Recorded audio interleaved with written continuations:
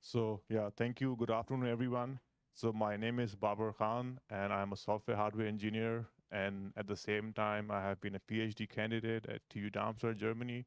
So hopefully finishing till September. So the topic of my talk is a sneak peek to quantum compiler embedded systems.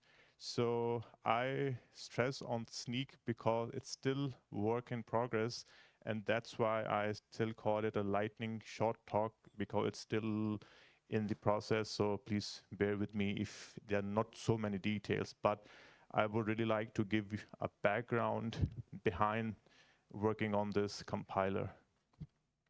So as I mentioned that I have been a PhD candidate, so I do research on embedded systems, basically on FPGA, ASIC, small FPGA embedded devices, and as well on from code point of view, I enjoy basically helping the community through Stack Overflow. So I answer questions on LLVM compiler sometime, on FPGA, C++, and as well, like every one of you, I maintain also a code base on my GitHub. Uh, the talk contents, a quick motivation that what basically is behind my own hands-on code base and my research, and what domain problem I have been solving, and why that domain problem compelled me to work on later on quantum algorithms. So, and then of course and this domain problem is about the open source tool, and how basically this open source tool we extend to build some quantum algorithms. Motivation is, in my course of work, I rigorously follow these two principles. That first thing is this Turing lecture, basically given by the famous David Patterson, who wrote this computer architecture book, that in the next years, we as software engineers have to work with different domains, and everything will boil down to different hardware. So my principle is that as we all embedded engineers, we work on hardware in any case, but now we are asked to work more on hardware, have more knowledge.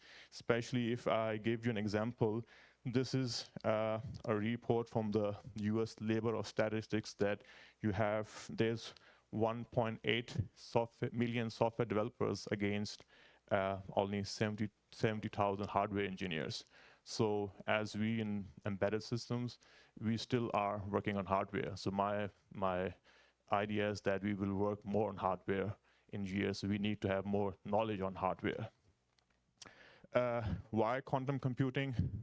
I basically attended a supercomputer conference last year in US, and of course, I'm not a physicist, so I'm from a CS background, but the main idea which I got from that conference was that in quantum, the physics problem is solved. Now it's the basically computer problem, it's the engineering problem. So meaning that in next years, people will be working more on the quantum compilers, actually. So that's the one motivation. That I'm not a quantum expert, but of course, that's as someone who works on CS problems, that motivates me to work on quantum compilers. Domain problem was that as an embedded engineer, I was working on the I/O part of the operating system, Linux bottleneck I/O. So as many of you already know that, I mean, this shows two I/Os. One is the cloud I/O, and that's the HPC I/O. But the main idea is that we all work with the operating systems. At the end of the day, it's Linux, and that I/O stack is the bottleneck. And as someone who works on embedded part and also on the accelerators part, this was my domain problem. That okay, how to solve that bottleneck? Of course, it's easier said than done, because you can't target the whole IO, but you need to find some bottlenecks which you can really make a difference. So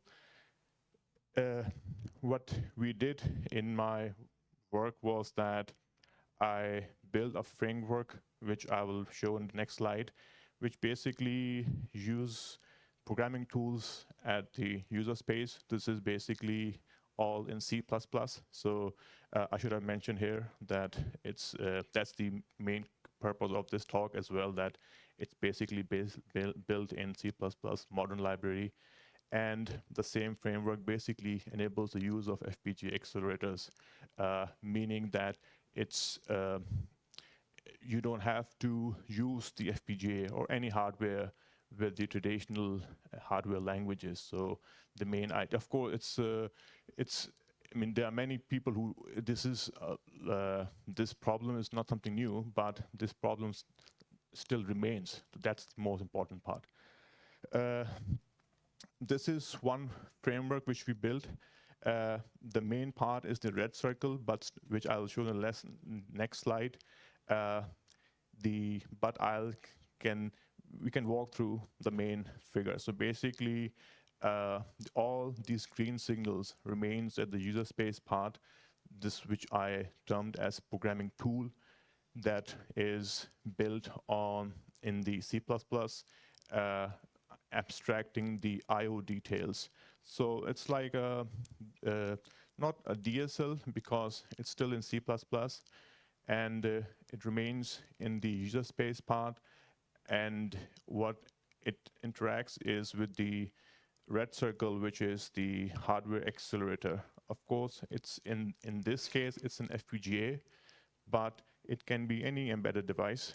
But our workload was data center workload, so which meant that we need to have a really heavy FPGA, not only a small FPGA device, but the idea remains to IoT embedded systems as well. As I mentioned, the red circle, so this red circle mentions, sorry, one more part as well. I forgot that I mentioned that it's delivered is mostly in C++, and it uses error correcting code like array coding. So basically, these error correcting code, array coding links us to the quantum algorithms, which basically I'm working now. In continuation with the red circle, to zoom the red circle, so this red circle basically falls inside the FPGA device, which uses the EC, array encoding accelerators. So this EC accelerator is written in, is maintained in C++.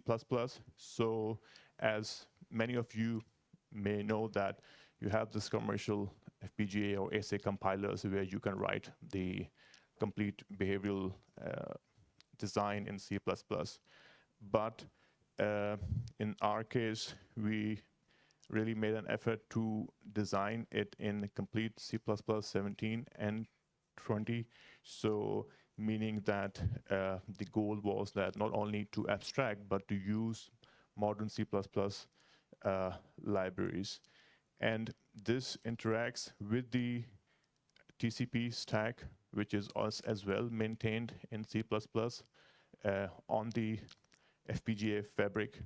And so the main idea was that, I mean, this is basically for the domain IO, but we continue with the array coding accelerators in relation with the quantum algorithms. So first thing first, we tested the framework before diving into the quantum algorithm. So first we needed to check the domain, the original domain IO that we were trying to accelerate. So we took this an FPGA, which is the Xilinx LVU280. So the complete, like mentioned, the C++ hardware kernels we still maintain on the FPGA, and the host library, basically, which is not on the FPGA, which is basically on the host side, which is a programming tools. That's open source, and that is basically maintained regularly by me and my colleagues. And this brought us to the quantum part.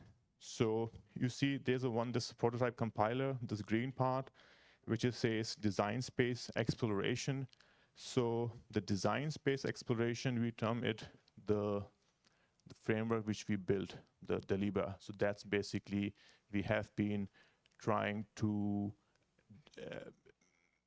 try these EC algorithms. So we call it design space exploration because we did a lot of trial and test with these C++ algorithms on the commercial hardware compiler.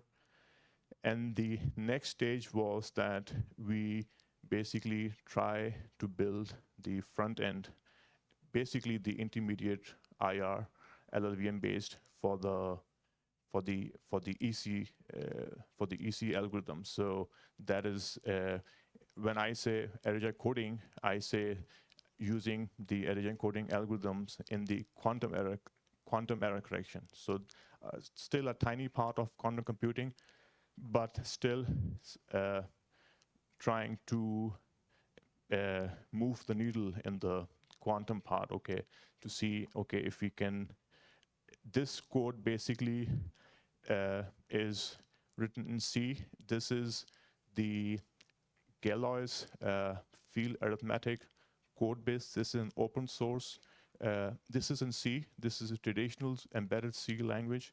I mean, not embedded, I mean traditional C language, C 99, and this is a proprietary, I mean, it's open source. So this is for the EC error coding library. So we made that into some changes with C++. So the next stage was that the second part, which is basically this quantum error correction LLVM front end. So this is one design space exploration which we did, which basically still is in the work in progress, meaning that this is called Grover's search algorithm. So this is a very basic quantum algorithm for the unstructured data. So what I have been doing is that I have been basically trying that on the FPGA fabric to see the kind of RTL, or like from the C++ language, the hardware it generates. So I call it design space exploration still, because even to build the LLVM IR, I need to see that what kind of hardware a simple quantum algorithm will generate on the hardware. What kind of this RTL will be generated for the hardware. So this is, I term that as a prerequisite for the C-Lang IR-based IR LLVM. This is what I call still in work in progress. Just to give you an example, that using the C-Lang for front-end LLVM to build the IR in this, the red circle is the traditional Reed-Solomon error code, and the green one is the Reed-Solomon XOR-based. So what in this case, what I'm doing with the LLVM is that I'm trying to generate a common IR for the EC algorithms. That will basically the second stage after the design space exploration for the quantum front-end compiler. So this is why I term that as a still a work in progress, a short talk, because the compiler work still needs some fine-tuning, tweaking. So yeah, I hope that I can really deep dive in the next emBO, so to give more into details. But nevertheless, it's well important to give an idea that what's basically what is behind this quantum compiler which I'm working on. So the framework basically which we earlier built, which I showed, with solving the I/O problem with the C++ code base, is open source. So it's basically you can of course work on it and ask any questions. So yeah, that's it from my side. And yeah, if there are any questions, please.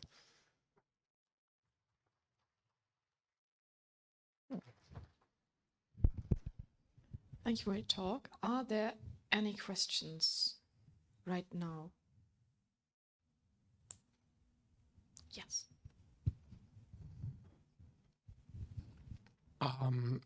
If I have seen that correctly, you bypass the Linux kernel completely. Sorry?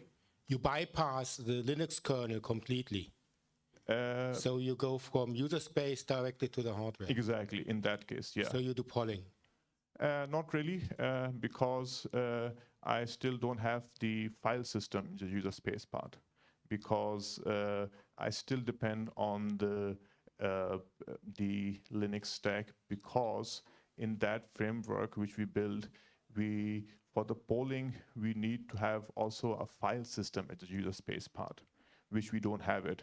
So it's, I would say that we bypass only the Linux IO stack, not the complete Linux stack, because at the end, we are still dependent on the Linux network stack.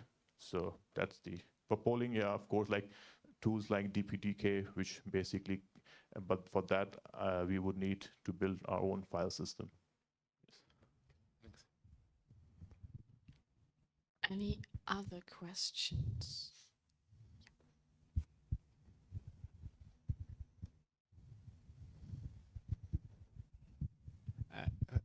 Thanks. That's really interesting.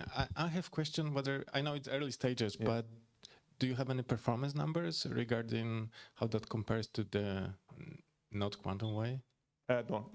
We have the performance numbers for the IO benchmark, but not for the quantum. So I think the performance number, I mean, for this framework, we wrote the paper. So I should not have missed that slide, but I had the numbers and the throughput and latency, but then I thought that would be too academic as compared to, hands-on. So for the non-quantum work, we have the performance numbers, but for the quantum, we don't have at the moment. And do you have any expectations? Yeah, of course, because the thing is that when we built for the I/O acceleration, we did achieve an acceleration on the FPGA. So I mean, I use FPGA since now years, but as many know that FPGA also has their own limitations. But on the quantum side, I foresee some improvement on with this compiler. So I foresee that. Thank you very much for that. Any other questions left? Because if not, then let's thank Babar again for his talk. Thank you.